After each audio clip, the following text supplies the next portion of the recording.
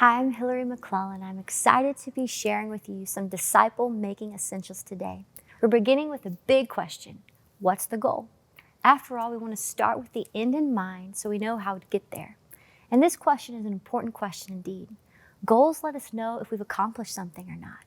Goals let us know what we should focus on and what we should aim for. We must define and set SMART goals if we want to follow through on our dreams or achieve the mission that we're destined for. And for someone who claims to be a Jesus follower, what's the goal of disciple making?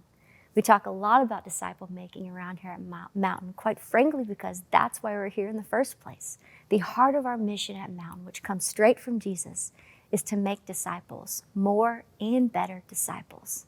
That's our mission. And now that we know that, we can talk about our vision. You see, vision is what moves the mission forward. It's the picture of the results, which brings us back to that question. What is the goal of disciple making?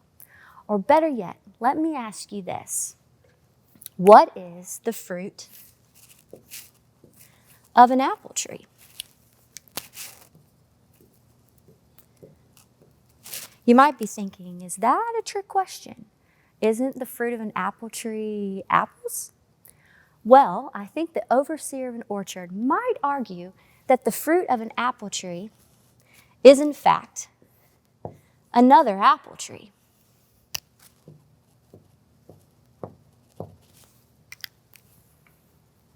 Because another apple tree will produce another apple tree, which will produce another apple tree, and so on. You see that the goal of disciple making is to make disciples who make disciples who make disciples. It's all about reproduction, multiplication, apprenticeship, and obeying the words of Jesus and teaching others to live in obedience too. But somewhere along the way, we might have gotten disciple making confused with some other things. Perhaps you thought disciple making is all about self-improvement, being the best you can be or behaving better than the person next to you. We might even think that disciple making is all about learning stuff and knowing the right things. It's not that that stuff is all bad. It's just not the full story. Thinking about disciple making this way actually is not helpful.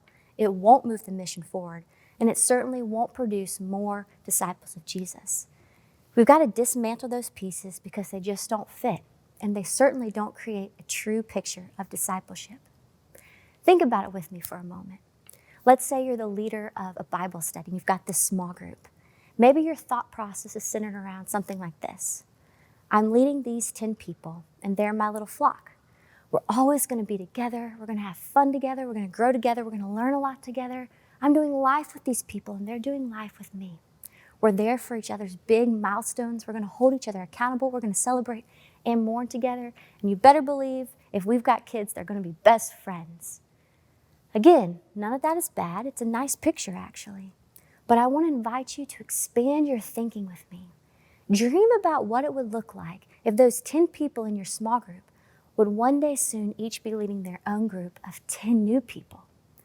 They would take what they've learned and seen from your life if you've modeled Christ for them, and they were going to multiply it with a new group. And then a few more years down the road, they would multiply again. You'll still be their support, their coach, a trusted friend, and a mentor, but you've launched them out to be disciples who are making more and better disciples.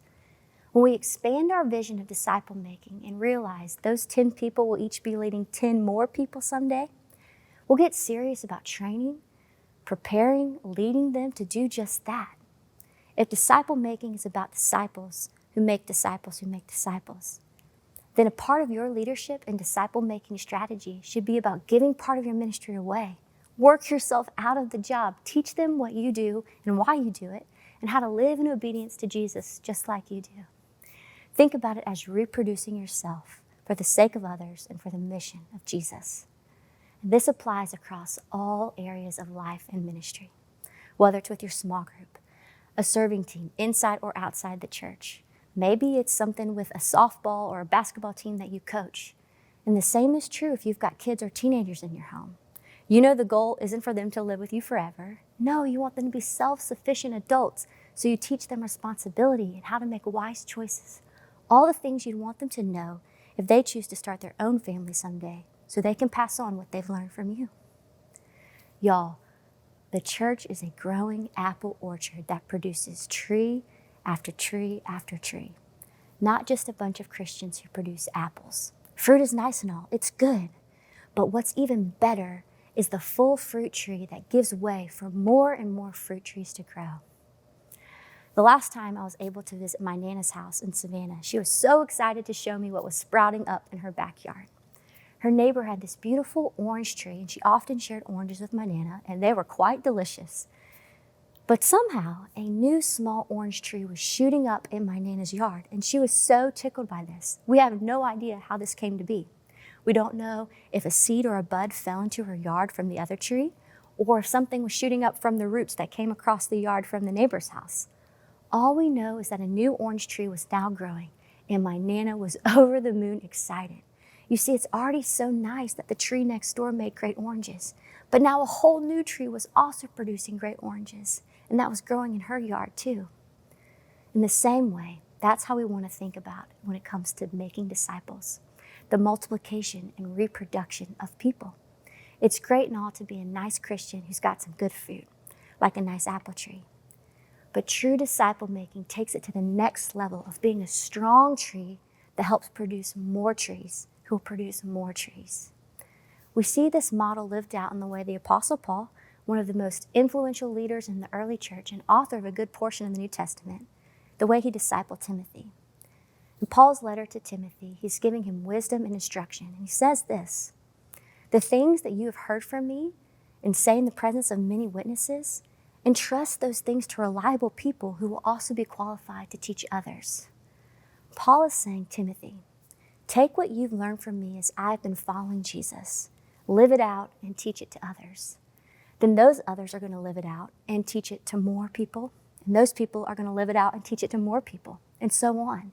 This is a generational impact, and we've got to ask ourselves, do I have the same scope in mind as I'm the recipient of this same mission that Paul had passed to Timothy?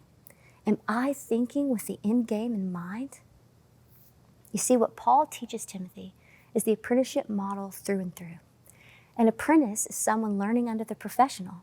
They're there to learn how to master the thing that they're studying for themselves, and will one day have an apprentice of their own and pass along all that they have learned and experienced. Maybe you've heard the apprentice model before. I do, you watch, and we're going to talk about it.